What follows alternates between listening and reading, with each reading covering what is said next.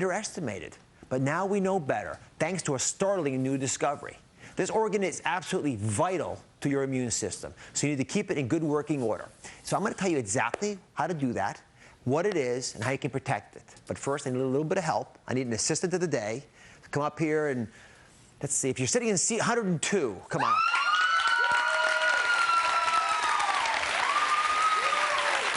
Is that you?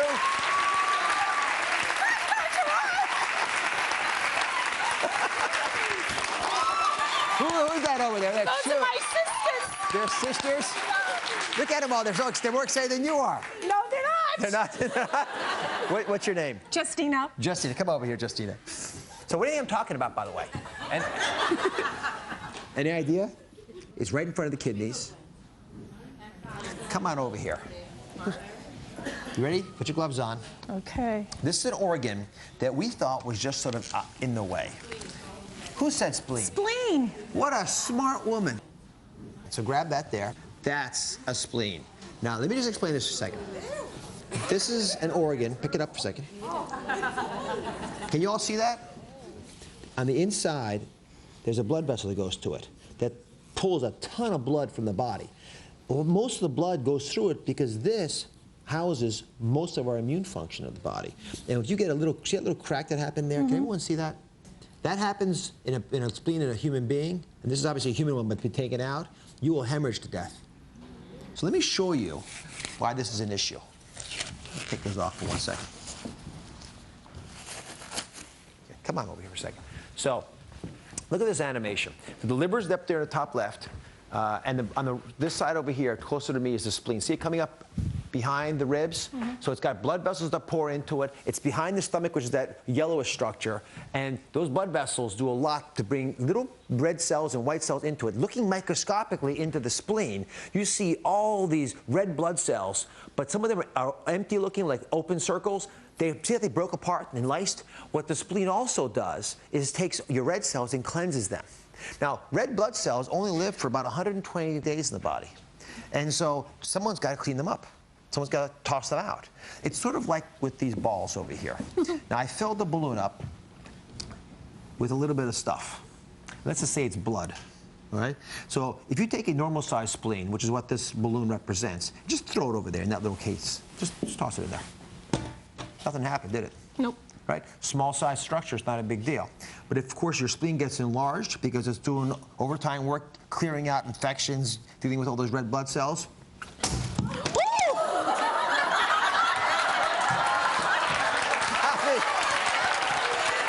that's amazing.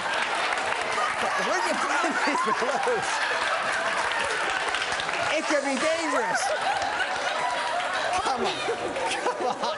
Do you want me to do it? Yeah, you know what? You're doing both of them now. All right. So, just here. So, this is a normal-sized spleen. Throw it in there. What happens? Nothing happens. Okay, now take the big spleen, and you throw it in there. It can't be broken.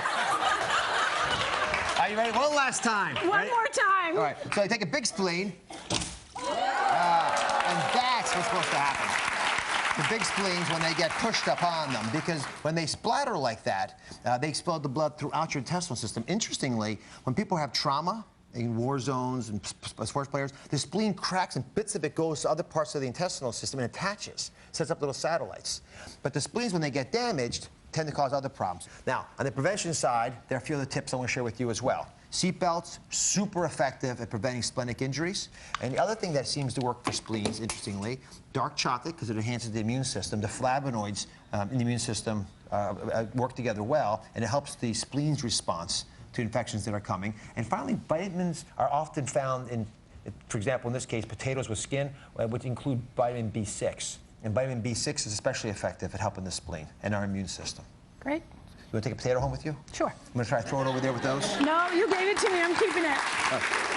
Justina, thank you for joining us. What a great guest. Thank you. We'll be right back. Up next, Ask Dr. Oz. Is there truth behind the alkaline diet? What exactly is it? And could it be effective against cancer? Plus, the secret to why our hair naturally changes color. You know how your skin releases pigment, melanin? Well, it turns out it does the same thing in your hair. That's next.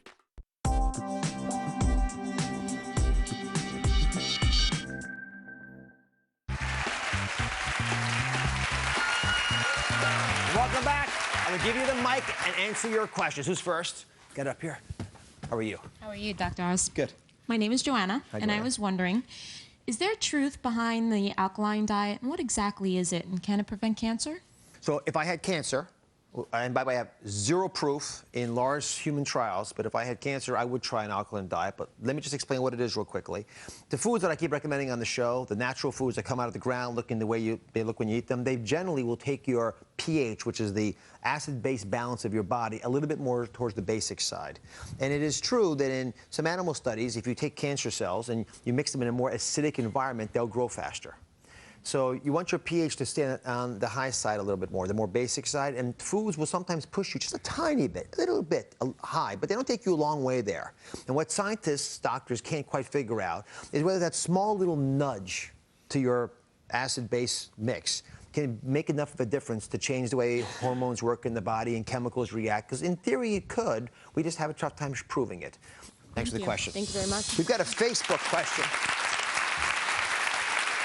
You know, we have a lot of folks who visit our Facebook page, and Suzanne is one of them. She asks, my niece used to have beautiful platinum hair. Now that she's older, her hair is thicker and darker. Why does the hair color change as we get older? Part of the reason it happens, by the way, is as you go through puberty, your body will change the hormones a little bit, obviously, but those hormones actually influence the pigment, the dye that your hair naturally acquires, so it'll become a little darker. What most folks don't recognize is the effect of the sun. Because the sun will bleach your hair acutely, right? If you're in the sun for a couple of days or weeks, your hair will turn light. So short-term lightens the hair, long-term will actually darken the hair. I had other questions, yes? Hi. You can stand up. Okay. What's your first name? Kathy. Hi, Kathy. Go. You have a balance problem, Kathy? No, when I don't. When did it start? I do. Yeah, just today. Okay. I have a question. Can an overactive adrenal gland go away by itself after about a year and a half? Overactive adrenal gland. Right. Who told you you had an overactive adrenal? I had one. You did? Yeah, I didn't sleep for about a year. Yeah, that not sleeping will cause it for sure, but also having it will cause sleeping I had problems. a lot of tests, too. Well, the thing about the adrenal gland is it's one of those organs. It's like adrenal gland sits on top of the kidney. It's like a dunce cap. Right. It just lies on top of them, and it very quickly tells whether you feel stressed or not. And it will secrete hormones, stress hormones, depending on whether it senses that or not. And I see that a lot, not just from autoimmune problems, but also people literally from stress, in fact, impacting their ability to cope with life. Oh. All right. Thanks very much. Thank you. Listen, I enjoyed all your questions. We'll be right back, everybody. Coming up, I want to know what's in that bowl and is it safe? it looks delicious and inviting, but after you see this, You will never double dip again. are germs being spread at your party? What we found. How not to make your guests sick? Got a quick solution for you? That's next.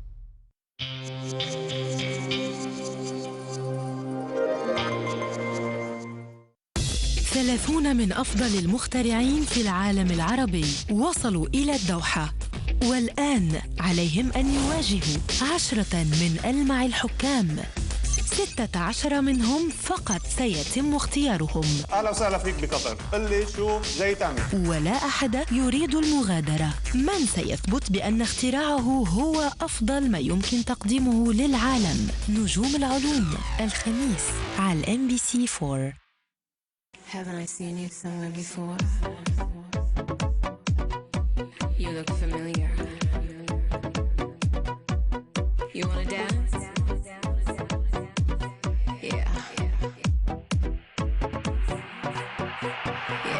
Yeah.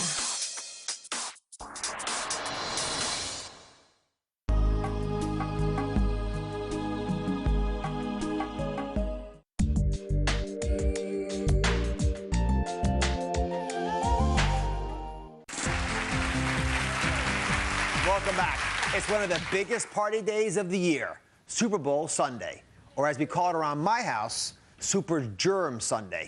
And that's because you won't believe what's living in your dips and candy bowls. In fact, I pretty much guarantee you will never double dip again after we revealed the results of an experiment that we call Is It Safe?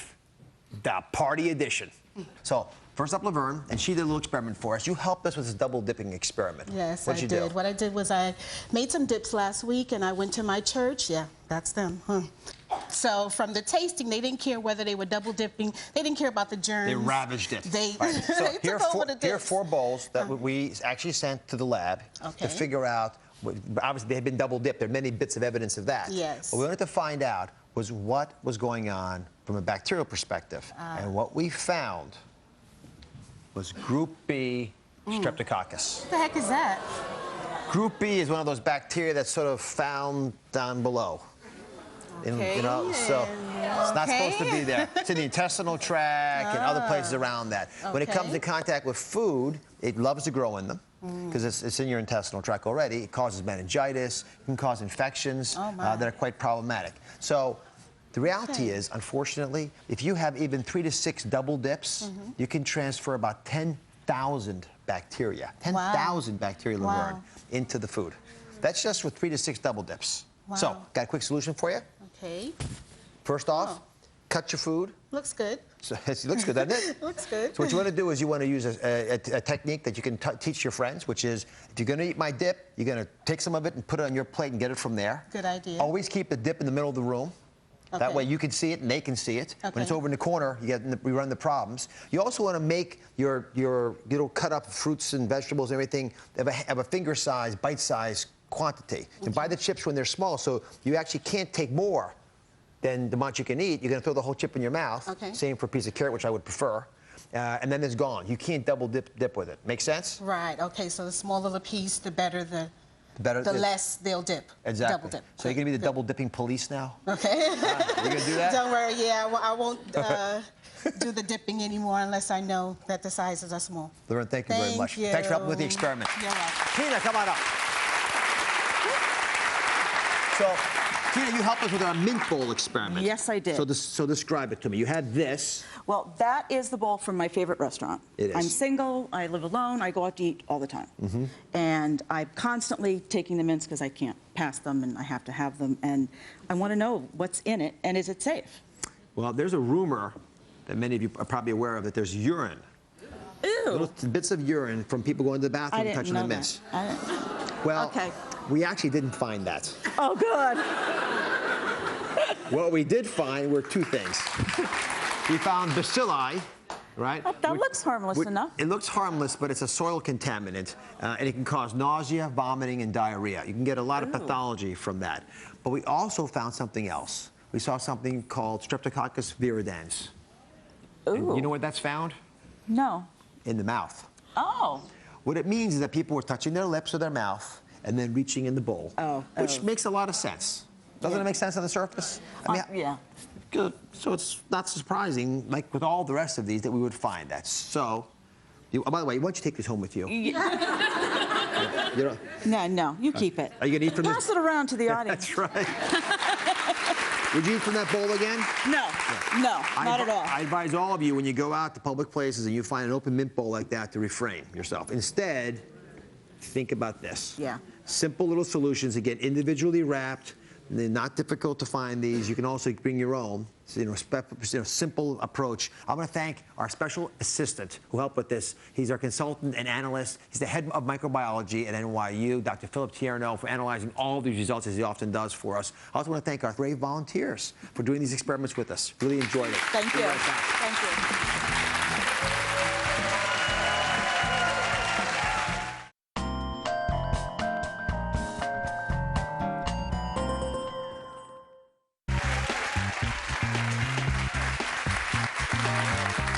There are 3 important things I want you to remember from today's show. So get out your pen and paper so you won't forget them. First off, diet pills absolutely can work. They're a crutch, but it's important to take them with caution. Secondly, you got to get 7 hours of sleep a night. We say it all the time. If you're not and experiencing snoring and choking, you may need to be tested for sleep apnea. And finally, to avoid double dipping at your parties, serve bite-sized portions. It'll help keep germs from spreading and keep your guests healthy. Now, those are my doctor's orders. Remember, you gotta keep it simple. And by making small, little changes every single day, you'll feel a whole lot better and live a much better and healthier life. I'll see you next time. Thanks for coming. Thanks very much.